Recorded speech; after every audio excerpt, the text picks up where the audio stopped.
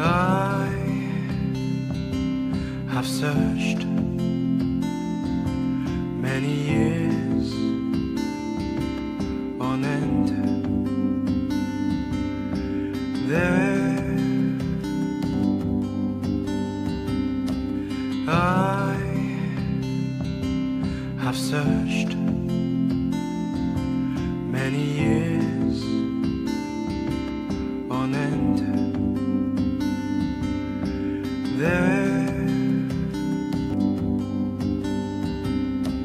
I have searched many years on end. There. Praise God. Bwana asifiwe. Let's pray. Thank you, Father. Thank you, Almighty God. Thank you, King of Kings. Thank you, Jehovah Shammah. Thank you because of this time. Thank you because of protection. Thank you because of care. Thank you because of my viewers. Thank you because of your people who are going to be reached by this word. King of Kings, I pray that, Almighty God, you may be with each and every soul that is going to listen and do according to this word that you've given to me, mighty God. I pray that, Lord, King of Kings, you may be with me as from the beginning up to the end. Speak to me, grant me your spirit, Lord, King of Kings. Let me speak your word, but not my words, in the name of Jesus Christ. Let your spirit administer to me as I administer to these people, in the name of Jesus, Father, King of Kings. Mighty God, be with me and guide me in the name of Jesus Christ. Thank you, Father, because of your word. Thank you, mighty God, because of your spirit. Thank you because of your guidance. Thank you because of your word. Be with us and guide us. In the name of Jesus Christ, I do pray, believing and trusting. Amen. And everyone say amen. Karibuni sana wapendwa, na karibuni sana wote mnaoniangalia katika YouTube, wote mnaonisikiza kwa maredio, na wote mnaoniona kwa TV. Katika jina la Yesu Kristo na wakaribisha katika kipindi hiki ambacho ni Mungu ametupea neno lake ili tukasemezane. Mungu aishie milele, ni Mungu mkuu na ni Mungu anayestahili kuabudiwa. Ni Mungu wa ajabu, ni Mungu mtenda miujiza. Mungu muumba wa wewe unayeniangalia, Mungu muumba wangu, na Mungu ndiye anayetupa neno tunalonena kila wakati. Mimi kwa majina naitwa Lapson Molijengo, unaweza kuniita Brother Lapson ama jina lolote lile unaona linakufaa kuniita. Leo niko hapa kushirikiana na nyinyi kupitia kwa neno la Mungu. Hivi leo tutaenda kusoma neno letu kutoka kitabu cha John ambaye ni Yohana mtakatifu. Yohana ambayo ni injili, sio Yohana ile barua, ni Yohana injili. That is John chapter 12 verse 20. We are going to read downward to verse 26. Na nitasoma. Wacha nikasome kwa Kizungu na ukanisikize, then ushike kitu. Now there were certain Greeks among those who came up to worship at the feast. Then they came to Philip, who was from the Bethsaida of Galilee, and asked him, saying, Sir, we wish to see Jesus. Philip came and told Andrew, and in turn Andrew and Philip told Jesus. But Jesus answered them, saying, The hour has come that the Son of Man should be glorified. Most assuredly, I say to you, unless a grain of wheat falls into the ground and dies, it remains alone. But if it dies, it produces much more. He who loves his life will lose it, and he who hates his life in this world will keep it for eternal life. If anyone serves me, let him follow me, and where I am, there my servant will be also. If anyone serves me, him my Father will honor. That's the word of God. There are these Greeks who came to Philip and they asked Philip that they wanted to see Jesus. The main aim to see Jesus, they wanted to worship Jesus. But now Philip went to Andrew and told Andrew that there are these people who want to see Jesus. When Philip spoke to Andrew, they both went to Jesus and told him that there were people who wanted to see him. Now, instead of Jesus welcoming these people direct, he spoke to Philip and Andrew and tried to show them the importance of why people are coming to see him. As he said to them, the hour has come when the Son of Man should be glorified. How is he being glorified? He is glorified by the power of God when everybody has understood why the reason why Jesus came to this world. When many of them had understood that this was the Son of God, now they are starting to come to worship him. So the hour had come that the Son of Man must be glorified. That's what he said. He went ahead and said, most assuredly I say to you, unless a grain of wheat falls into the ground and dies, it remains alone. But if it dies, it produces much more grains. What is the meaning of this parable? The meaning of this parable is that Jesus Christ is going to be crucified.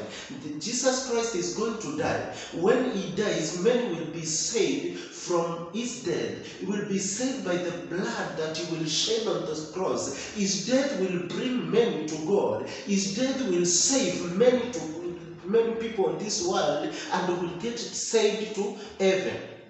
So his death will not just be death, but will be death to save people. So here Jesus is speaking himself to be, is taking himself to be a grain of wheat that will die to produce much more. Hope you are getting me.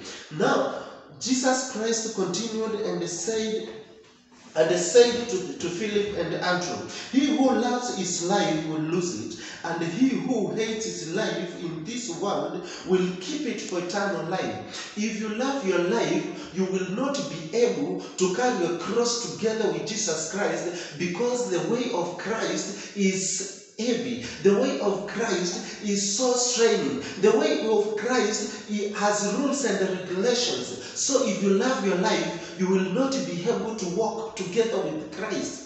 Remember, Yesu Kristo anatembea katika njia ya msalaba, ambayo ni njia ya kuumiza, ambayo ni njia iko na machungu, ambayo ni njia inaleta mauti, na ambapo Yesu Kristo akiipitia hiyo njia ndipo anaweza kusave hii dunia. Bwana sifiwe. Sasa ndiposa anasema wale wanaopenda maisha yao hawataweza kuyatunza haya maisha yao, na wale wanaopoteza maisha yao kwa hii dunia, wale wanaochukia maisha yao wataweza kuyaweka vizuri mpaka wapate maisha ya milele. Bwana sifiwe. Now, this word means that we should not love our lives until we hate or we are defeated from the way of Christ. We should not love our life until we fail to do what Christ wants us to do, until we fail to do what God wants us to do. We should not love our lives until we forget to worship God. We should not love our life until we forget what God wants us to do. Bwana sifiwe. Ndiposa anasema, those who will hate their lives in this world will save it to eternal life. So where are you? Are you loving your life more than God? Are you hating your life more than... Are you hating your life so that you may love God? Now, if you hate your life and love God, you will keep your life to eternal life. If you love your life and hate God, my brother, my sister, I'm telling you, you are going to lose it forever. You are going to lose everything. You are going to lose it. So you better love God more than even you love your life. Look at Christ, what he did. He loved the word of God. He loved the will of God until he hated his own life. Mpaka akakufa kwa msalaba. Mpaka akakufa kwa msalaba, kupitia uchungu, kupitia haya, kupitia aibu, kupitia kupigwa kwingi, mpaka akakufa ili atimize neno la Mungu. Na kuambia, kama utapenda maisha yako hapa duniani na uchukie Mungu, then utapoteza kila kitu. Lakini ukichukia maisha yako na kupenda Mungu, then utayaeka na kupata uzima wa milele. Bwana sifiwe. Hivyo basi tuendelee hapo chini vile Yesu alivyokuwa anaongea na Filipo na Andrea. He spoke to Philip and Andrew and said, if anyone serves me, let him follow me, and where I am, there my servants will be also. If anyone serves me, him my Father will honor. Hapa anajaribu kuonyesha Filipo na Andrea ya kwamba hao waliokuja, hao wanaotaka kumuona, hao wanaotaka kumtumikia, waje wamtumikie, kwa maana wote watakao kuwa wakimtumikia watamfuata, na mahali atakapokuwa ndiposa hata nao watakuwa. Kama atakuwa katika ufalme wa mbingu, nao watakuwa katika ufalme wa mbingu. Kwa maana anasema wale watakao mtumikia, naye Mungu Baba yake Yesu Kristo atakuja kuwaheshimu, atawatukuza hata wao, atawainua na kuwakatisha mahali pazuri, mahali pa kupendeza nyakati za mwisho, ambapo maisha yetu ataishi hapa duniani, wataketishwa mahali pazuri. Bwana asifiwe. Hapa Yesu Kristo anajaribu kusema usiwazuilie wowote wale wanaokuja kunitumikia. Don't deny them to coming to serve me, because those who are going to serve me, those who will serve me in truth and in righteousness, they will be with me wherever I be. If I be in heaven, they will be in heaven. If I be on my throne, they will be on my throne. If I be in the house of the Lord, they will be in the house of the Lord. In the name of Jesus Christ. Yesu Kristo hapa anajaribu kusema wale wote watakao mtumikia, maana yeye atawakubali wote na atawachukua mpaka mahali atakapokuwa. Kama atakuwa katika ufalme wa mbingu, nao watakuwa katika ufalme wa mbingu. Kama ataketi katika kiti cha enzi, nao watakuwa katika kiti cha enzi naye. Kama atakuwa mahali Baba yake ambaye ni Mungu yuko, hata nao watakuwa pale. Na anaongezea kusema wale watakao mtumikia, Mungu ambaye ni Baba yake atawapa heshima, atawaona wote, na atawapa hata utukufu katika maisha yao, katika maisha yao yote.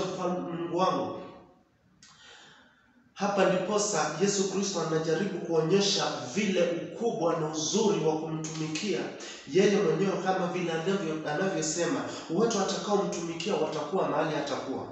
Bwana sifiwe. So naona tumefika mahali neno limefika. Mimi sitaki nikupitisha mahali neno limefika, maana Biblia inaniambia yote atakayeongezea vitu vyake, punishment yake itaongezewa, ama yule atatoa mazuri yake yote ya maisha yatatolewa. Mimi sitaki mazuri ya maisha yangu yatolewe, sitatoa chochote. Sitaki punishment iongezewe kwa maisha yangu, sitaongeza chochote. So tutafika hapo kwa siku ya leo, na on Monday tutaendelea tena. So Mungu akubariki sana. I hope umeshika kitu, umeelewa. I hope hiyo neno nimekuelezea itakubariki. Kama ulikuwa unapendelea maisha yako sana kuliko vile unavyopenda Mungu, umejua ya kwamba maisha yako utayapoteza.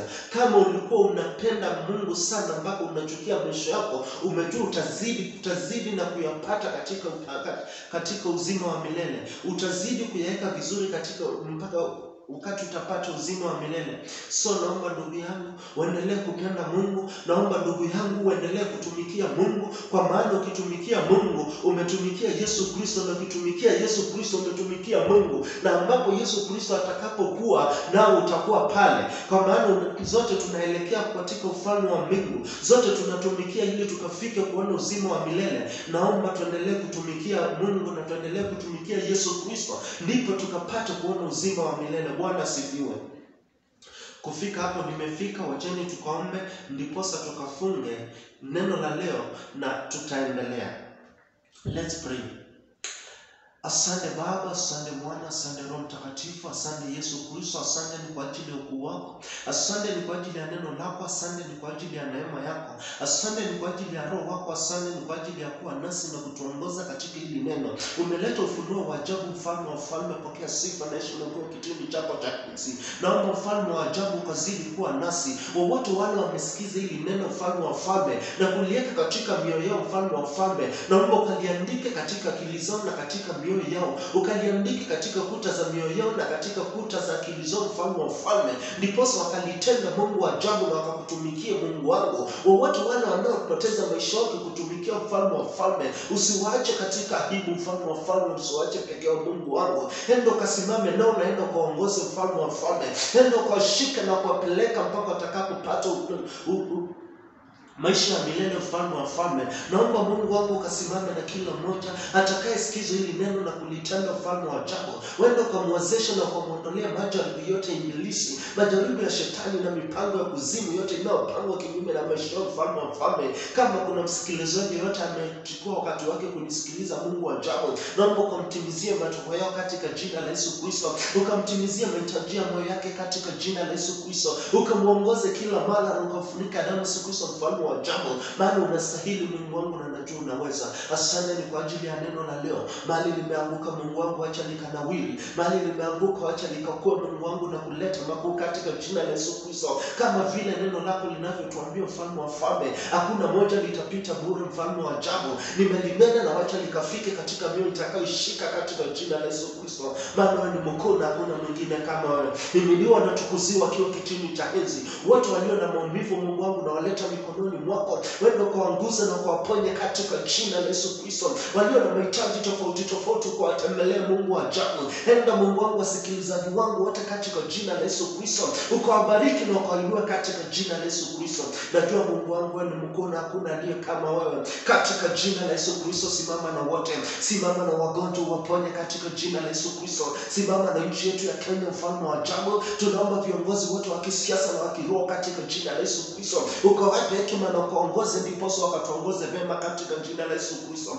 Maana najua unaweza na hakuna aliye kama wewe. Mungu wa ajabu, enda ukatutendee kila mara. Enda ukakumbuke familia zetu. Enda ukakumbuke hata kazi zetu. Enda ukakumbuke hata biashara zetu. Enda ukakumbuke kila mmoja anayekulilia ufalme wa falme. Maana najua unastahili na hakuna mwingine kama wewe. Katika jina la Yesu Kristo, bariki kila mmoja anayesikiza neno lako. Bariki kila mmoja anayekulilia katika jina la Yesu Kristo. Bariki wote katika jina la Yesu Kristo, maana wewe unastahili. Wote wasiokutambua Mungu wangu, wote wasiokuamini katika jina la Yesu Kristo, na waleta mikononi mwako mfalme wa falme. Ukanguze mioyo na kuibadilisha ili wakajua kwamba wewe Mungu ndio unayestahili kuabudiwa katika jina la Yesu Kristo. Wakapate kusikiza na kulijua neno lako mfalme wa falme. Wakapate kupita jina la mfalme wa falme katika jina la Yesu Kristo. Enda ukasimame na ukaongoze wote. Enda ukasimame na ukaongoze wote katika jina la Yesu Kristo. Wanaokuamini na wasiokuamini katika jina la Yesu Kristo. Tubariki Baba. Tusikize kila mara na tuinue Mungu wangu. Tuinue mfalme wa falme. Tuinue katika biashara zetu. Tuinue katika nyumba zetu. Tuinue katika kazi zetu. Tuinue katika mipango yote tunayopanga katika maisha yetu. Na tulinde mfalme wa falme, kwa maana tunajua tunaishi katika nyakati mbaya. Mungu wa ajabu, enda ukatuongoze na enda ukatubariki. Tuinue katika jina la Yesu Kristo. Na tukipata kuona tunaendelea vizuri, hatutasahau kushukuru mfalme wa falme. Asante ni kwa ajili ya neno. Enda ukaachilie Roho Mtakatifu akatutembelee tena tutakapokuwa tukihubiri neno lingine na vingine mfalme wa falme. Wacha Roho wako akashuka Mungu wangu na kutuongoza katika jina la Yesu Kristo. Naomba na hata kuamini. Amina.